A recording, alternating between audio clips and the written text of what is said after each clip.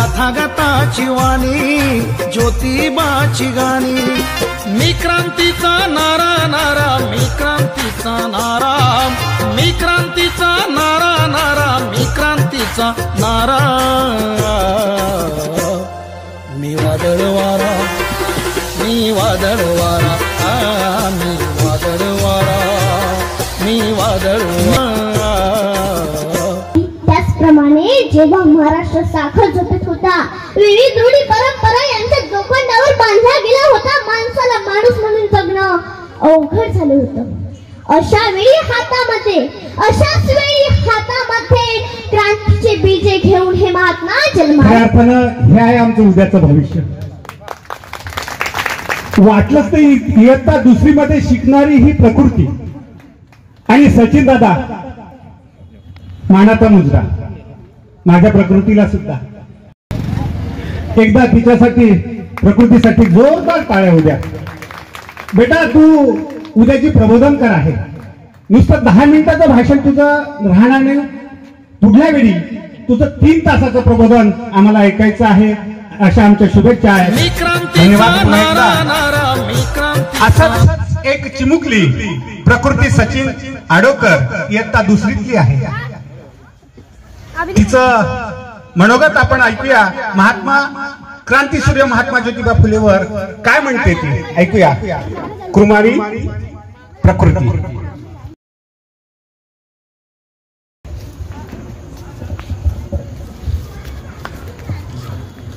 क्रांती सूर्य सत्य शोधक शिक्षण प्रणेते, क्रांती सूर्य सत्य शोधक शिक्षण प्रणेते, शेतकऱ्यांचे जाणते नेते, दीनदुबळ्यांचे कैवारी, ठोस समाज सुधारक, स्त्री शिक्षणाचे जनक, आधुनिक भारताचे भाग्य विधाते, महाराष्ट्राची दिव्य ज्योती महात्मा फुले म्हणजेच ज्योतिराव गोविंदराव फुले यांचा विजय असो, महात्मा फुलेंचा विजय असो। अज्ञानाच्या अंधकारात उत्पत पडलेला 18-20 व दारिद्र्य उराशी असणारा अशा हरिजन गिरिजन अडलेल्या नडलेल्या आणि वर्णव्यवस्थेच्या चौकटीत पिडलेल्या दीनदलितांचा ज्या महापुरुषांनी उद्धार केला असे महामानव म्हणजे महात्मा छत्रपती शिवाजी महाराजांचे समाधीस्थळ शोधून छत्रपती शिवाजी महाराजांना आणि त्यांच्या महान कार्याला पुन्हा एकदा लोकमानसात आणणारे शिवजयंतीचे जनक म्हणजे महात्मा। स्वतःच्या घरदाराचा विचार न करता संपूर्ण आयुष्य शेतकरी, कष्टकरी आणि बहुजन समाजासाठी व्यतीत करणारे, वंचितांचे उद्धार करते, स्त्री शिकली तर समाज सुधारणेला वेळ येईल हा विचार मांडून तत्कालीन कर्मठ विचारांवर मात करून स्वतःच्या पत्नीला प्रथम शिकून स्त्री शिक्षणाची मुहूर्तमेढ रोवली असे स्त्री शिक्षणाचे जनक म्हणजे महात्मा। महाराष्ट्रात फुले, शाहू, आंबेडकर यांची उच्च विचारसरणी मानली जाते, त्या विचारसरणीचे आद्य पुरुष शेतकऱ्यांचे प्रश्न अनेक मांडतात, पण हंटर कमिशन पुढे साक्ष देताना शेतकऱ्यांच्या विदारक परिस्थितीवर आसून ओढणारे महात्मा।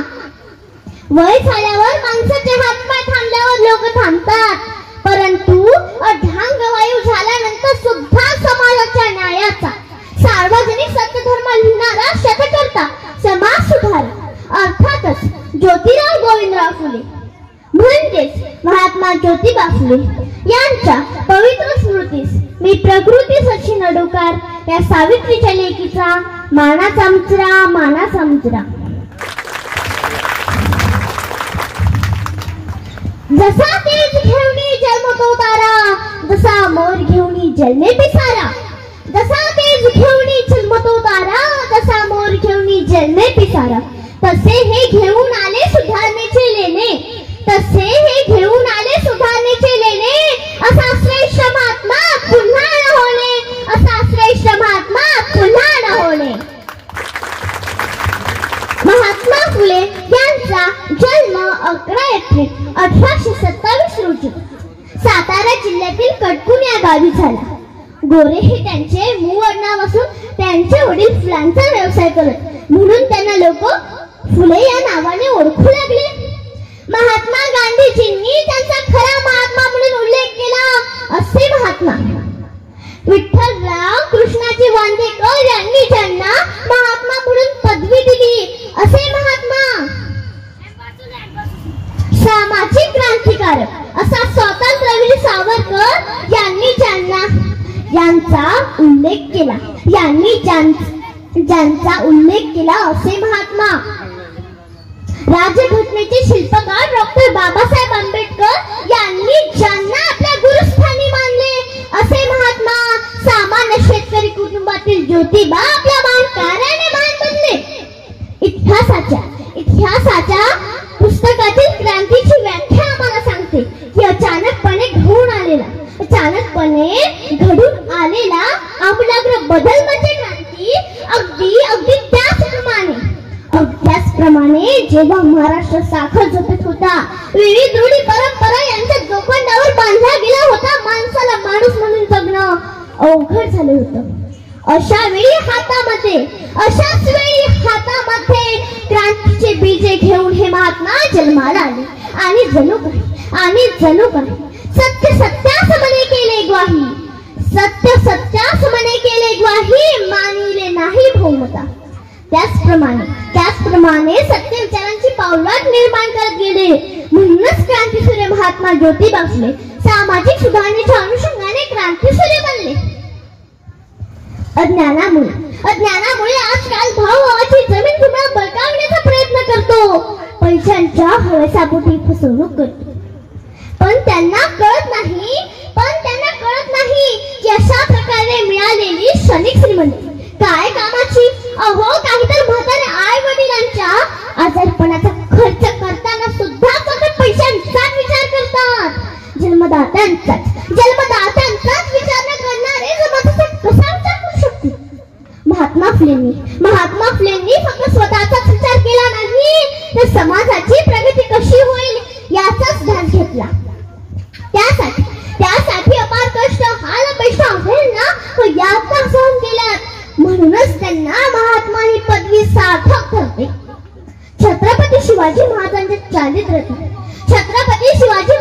चारित्र्यातून, महात्मा फुलेंच्या कार्यातून, तसेच भारतरत्न डॉक्टर बाबासाहेब आंबेडकर यांच्या कर्तृत्वातून आपल्याला बरेच काही शिकायला मिळते. शेतकऱ्याचे दारिद्र्य हे त्याच्या अज्ञानात आहे, हे महात्मा फुलेंनी जगाला ठणकावून सांगितले. ते शेतकऱ्याच्या आसुड्या ग्रंथात लिहितात. विद्येविना मती गेली, मतीविना नीती गेली, नीतीविना गती गेली, गतीविना वित्त गेले, वित्तविना शूद्र खचले. एवढे सारे नसे का विद्येने केले.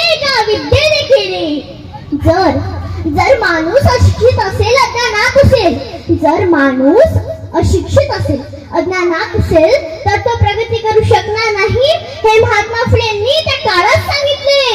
वंचिताच्या इतिहासाला महत्वाची विचारसरणी मिळवून देण्याचं काम महात्मा फुलेंनी केलं. शूद्र स्त्री शिक्षणाची मुहूर्तमेढ महात्मा फुलेंनी रोवली. क्रांती घडवायची असेल तर एखाद्या युगाचं युगनायक बनावं लागतं. जेव्हा महाराष्ट्राला छत्रपती शिवाजी महाराजांच्या विचारांचा विसर पडला होता, तेव्हा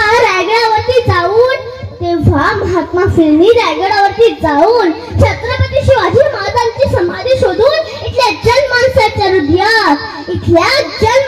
हृदयात क्रांतीचे धगधगते विचार पेरले. आणि आज आम्ही त्याच विचारांवर पाऊल टाकत पुढे चालत आहोत. महात्मा फुले यांचं चरित्र समजून घेत असताना ज्या काळात महात्मा फुलेंचा जन्म झाला, त्या परिस्थितीत पुण्यासारख्या ठिकाणी ज्यांनी जे कार्य केलं तो काळ आपल्याला समजून घेणं गरजेचं आहे. जिथे कोणी देवाच्या कपाळातून जन्माला आलं त्याला ब्राह्मण म्हणायचं. जिथे कोणी देवाच्या कपाळातून जन्माला आलं त्याला ब्राह्मण म्हणायचं. जिथे कोणी देवाच्या बाहूतून छातीतून जन्माला आलं त्याला क्षत्रिय ठरवायचं. आणि जो कोणी देवाच्या पायात कडव्यातून जन्माला आलो त्याला शूद्र ठरवायचं आणि या शूद्राची सावली सुद्धा जमिनीवर पडू नये, त्यांनी थुंकू नये म्हणून त्यांच्या गळ्यात मळकी बांधलेली असायची. त्यांचा पायाचा विटाळ जमिनीला होऊ नये म्हणून त्यांच्या पाठीला झाडू बांधलेला असायचा. इतकी विकलांग परिस्थिती त्यावेळची होती. त्या परिस्थितीत महात्मा ज्योतिबा फुले हे समाजाला दिशा दाखवण्याचं काम करत आहे. हे किती धाडसाचं आणि मोठं काम आहे हे आपण समजून घेतले पाहिजे. ही विकलांग परिस्थिती फक्त मागासवर्गीय जातीतच नव्हती, तर त्याचे चटके तुम्हा आम्हाला सर्वांना भोगावे लागले हे जाणले पाहिजे. महात्मा फुले यांच्या काळात किती जटिलता या समाजात होती. मी हे तुम्हाला एका प्रसंगातून सांगू इच्छिते. एक सोनार समाजाचा माणूस आहे. त्या सोनार समाजातल्या माणसाने ब्राह्मणासारखा कपडावर गंध लावला म्हणून त्या गंधाच्या आकाराचं लोखंड कापून आगीवर तापवून त्या माणसाच्या डोक्यावर त्या गंधाचा आकार तापवलेल्या लोखंडाने काढला. सांगा काय अवस्था झाली असेल त्या माणसाची. शेतकऱ्याला शेती पिकली नाही, त्याला पोटात भरेल अन्न नाही, मरायची अवस्था त्याची झाली.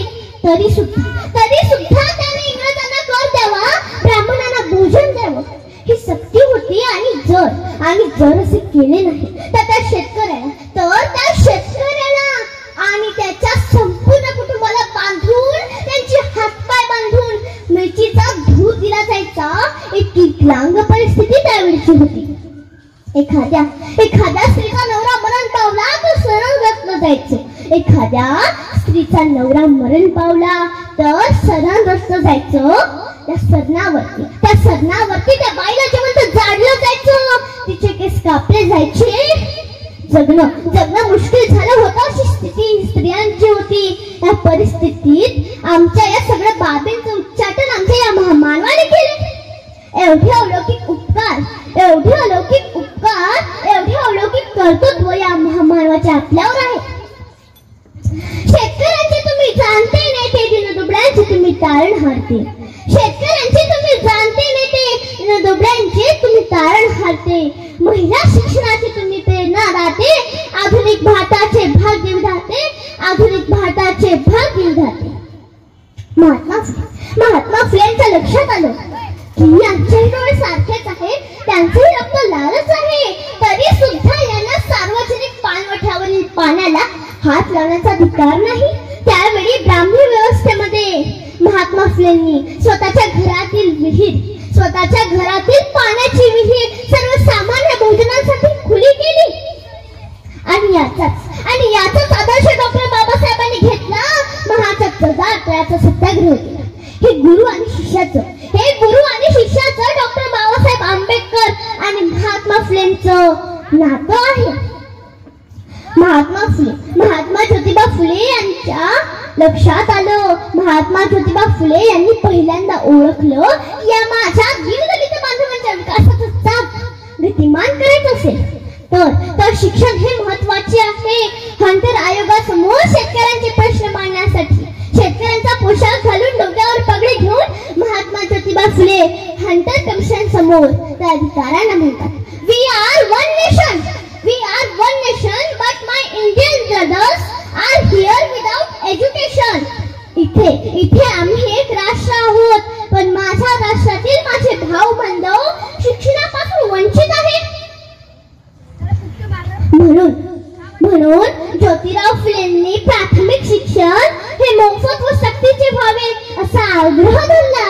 हा कायदा नंतर लागू झाला, ती त्यांची पुण्याई आहे.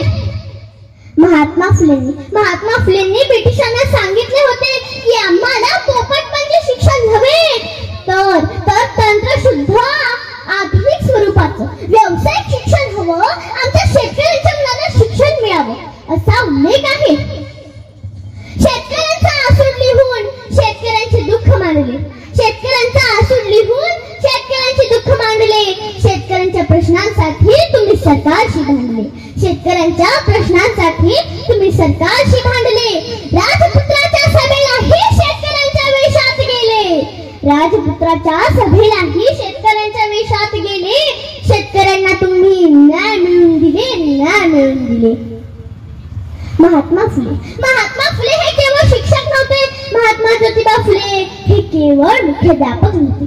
महात्मा फुले हे केवळ मुख्याध्यापक नव्हते. महात्मा ज्योतिबा फुले हे केवळ संस्था चालक नव्हते. हे आशिया खंडातील त्या काळाचे आणि आजचे शिक्षण तज्ञ सुद्धा होते. महात्मा फुले कॉन्ट्रॅक्टर होते, कवी होते, लेखक होते. पुण्यात 7 वर्ष आयुक्तपदी त्यांची निवड झाली होती. मोठमोठ्या इमारती, पूल, धरणे हे महात्मा फुलेंच्या कंपनीने बांधलेले आहेत. ते केवळ बिल्डर नव्हते, तर ते नेशन बिल्डर होते. महात्मा फुलेंनी नावी लोकांचा संप घेऊन आणला. केशवपण या प्रथेला विरोध केला. सतीच्या चालीवर बंदी आणली. विधवा, गर्भ राहणाऱ्या स्त्रिया यांचे पाळणपोषण केले. एवढेच नाही तर त्यांच्या मुलांचे संगोपन सुद्धा केले. त्यात ब्राह्मण समाजाच्या सुद्धा महिला होत्या.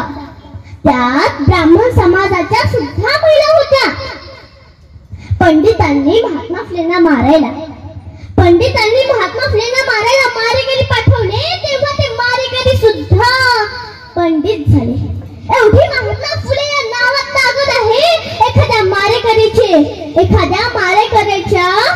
एखाद्या गुंडाचे मन परिवर्तन सुद्धा केले. एवढी त्यांच्यात क्षमता आहे. दुःखी पीडितांचा दुःख हरता, विद्येचा तो महान दाता. तहानलेल्यांचा ज्यांनी तृप्त केला आत्मा, म्हणून नाव त्यांचे पडले महात्मा. एकीकडे पत्थर की मूरत के सामने लगते हैं 56 भोग, लेकिन भूखेले और नंगे पांव फुटपाथ पर सो जाते हैं लोग. हे संवादाचं वास्तव आहे. माझ्या क्रांती ज्योती सावित्रीबाईंनी आणि माझ्या क्रांतीसूर्य महात्मा फुलेंनी किती संपत्ती कमावली हे माहित नाही, पण या जगातल्या करोडो कोट्यावधी लोकांच्या काळजावरती अधिराज्य मिळवण्याची श्रीमंती त्यांनी कमावली. कारण अज्ञानाशी ज्ञान, पांगळ्या नदान हेच स्मरण निरीकाचे.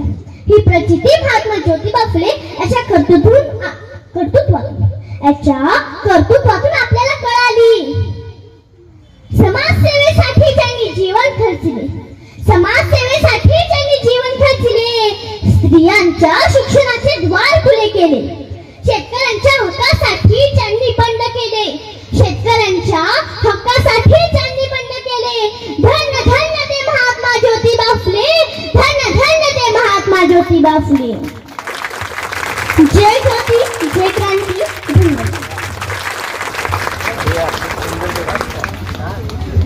खऱ्या अर्थानं हे आहे आमचं उद्याचं भविष्य. वाटलंच तर इयत्ता 2री मध्ये शिकणारी ही प्रकृती आणि सचिन दादा मानाचा मुजरा. माझ्या प्रकृतीला सुद्धा मी आदरणीय बडगे सरांना विनंती करतो, त्यांनी ह्या चिमुकलीचा सत्कार करावा आणि तिला बक्षीस द्यावं.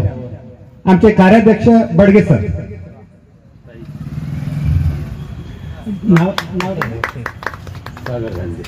सागर धांदेंनी सुद्धा माझ्या चिमुकलीला 110 रुपये. एकदा तिच्यासाठी, प्रकृतीसाठी जोरदार टाळ्या उद्या. बेटा, तू उद्याची प्रबोधन कर आहे. नुसतं 10 मिनिटाचं भाषण तुझं राहणार नाही. पुढल्या वेळी तुझं 3 तासाचं प्रबोधन आम्हाला ऐकायचं आहे. अशा आमच्या शुभेच्छा. नवीन व्हिडिओ बघण्याकरिता नॉलेज दर्शन चॅनलला सबस्क्राईब करा व बेल आयकॉनला प्रेस करा. तुमच्यासाठी ही खूप छोटी गोष्ट आहे, पण माझ्यासाठी हे खूप बहुमूल्य आहे. म्हणून नॉलेज दर्शन वरील माझ्या व्हिडिओला लाईक, शेअर आणि सबस्क्राईब करून कमेंट्स करा.